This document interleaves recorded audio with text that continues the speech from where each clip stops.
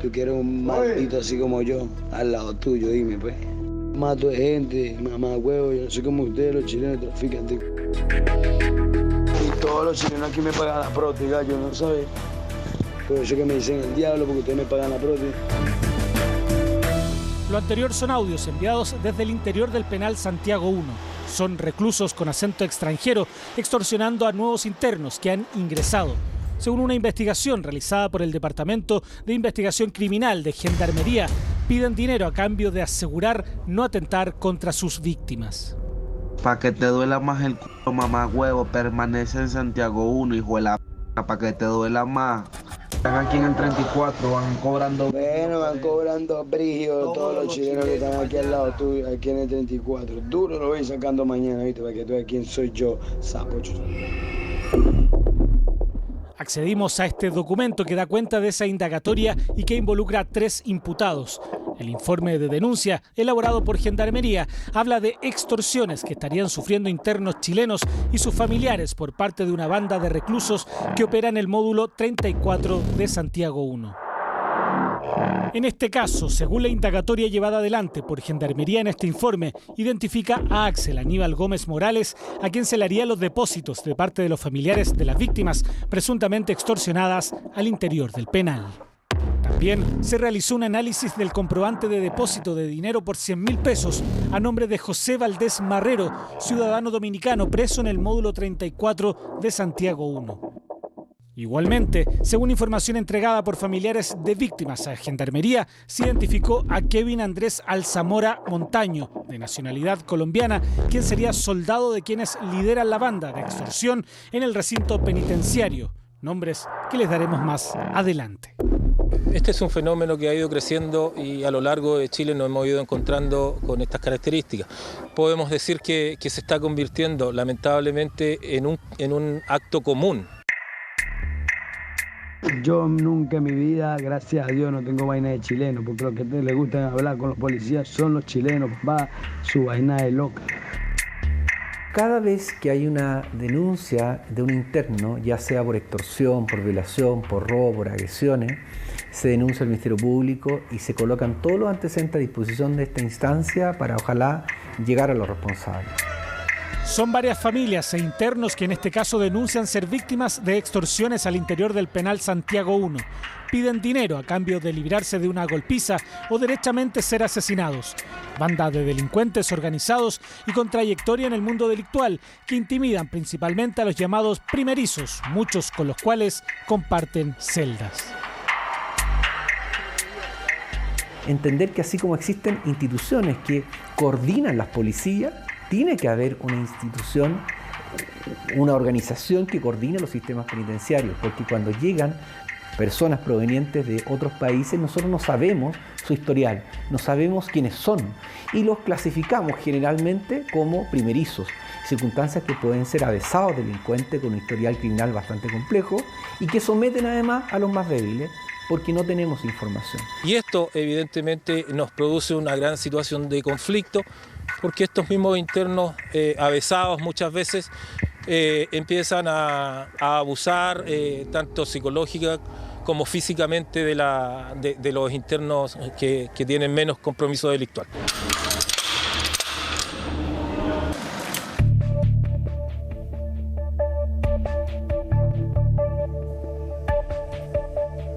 Para nadie es un misterio la problemática al interior de las cárceles en Chile, que se arrastra desde hace varios años con hacinamiento, corrupción y delincuencia al interior de recintos que en teoría promueven, además de la privación de libertad, una rehabilitación que simplemente no existe. Hay que decir las cosas tal cual. Yo creo que hay mucha, insisto, hipocresía en cómo se ha definido la política criminal. Le interesa sacar a los delincuentes de la calle, pero poco o nada le interesa qué pasa con ellos dentro de la cárcel. La cárcel es el reflejo del barrio y viceversa. Incluso hemos llegado a tener sicariatos dentro de las cárceles chilenas, sobre todo en la unidad de Santiago 1. Lo que pasa dentro de las cárceles es un problema del cual evidentemente no se le ha mirado con el interés que requiere. Hoy existen bandas organizadas cuyo foco de interés delictual no solo se centra en el exterior, sino también dentro de las celdas. El crimen no termina cuando una persona cruza el umbral de una cárcel. Ellos intentan replicar modelos abusivos al interior de la cárcel y muchas veces la cárcel decide lo que está pasando en los barrios. Nos hemos encontrado con un fenómeno que ha ido creciendo en los últimos tiempos, que es la extorsión dentro de las unidades penales. Gendarmería de Chile, cada vez que toma conocimiento de un acto de este tipo, es denunciado al Ministerio Público. No obstante, hay espacios donde la población penal evidentemente queda sin la custodia, esto quiere decir en los dormitorios, en los horarios nocturnos. Horarios en que normalmente se producen los ilícitos contra internos que vienen recién ingresando frente a sus pares con más experiencia delictual, que muchas veces ponen en riesgo no solo la integridad de los detenidos que van llegando, sino también de los propios gendarmes. Así ha pasado en la investigación que se lleva adelante al interior de Santiago 1 y que identificó como líderes de estas acciones extorsivas a internos primerizos a José Fernelli Valdés Marrero, alias El Mono, y Manuel Guzmán Mena, alias Mahue, ambos dominicanos. Un caso del cual ni la Fiscalía Centro Norte, tampoco Gendarmería, ni la ONG denunciante de estos hechos quisieron hablar para este reportaje. Mezclar población penal en Chile es un riesgo y se ha tratado precisamente de organizar módulos según la peligrosidad y reincidencia de los reclusos, algo que con la población extranjera se ha visto más complicado. Muchos que ingresan de manera irregular y caen detenidos ante el sistema chileno aparecen sin antecedentes, por más que en sus países tengan un amplio prontuario. Porque no tenemos cómo acreditar de que esa persona tiene antecedentes penales previos. Y salvo en droga, el sistema penal tampoco lo... Salvo en drogas, no tenemos obligación los fiscales de pedir los antecedentes penales para invocar, por ejemplo, una circunstancia agravante, reincidencia, que es la circunstancia clásica respecto de condenas previas. Gendarmería, cuando ya se ha condenado a una persona, los clasifica efectivamente en relación a cuál es su nivel de peligrosidad. Si no se cuenta con los antecedentes anteriores, esa clasificación evidentemente no va a estar acorde con la realidad. Pero también tenemos un gran problema respecto de los imputados que no tenemos la identidad. Porque en respecto a la migración ilegal de personas que no tienen DNI o no tienen pasaporte, la cuestión es establecer si efectivamente esa persona es quien dice ser.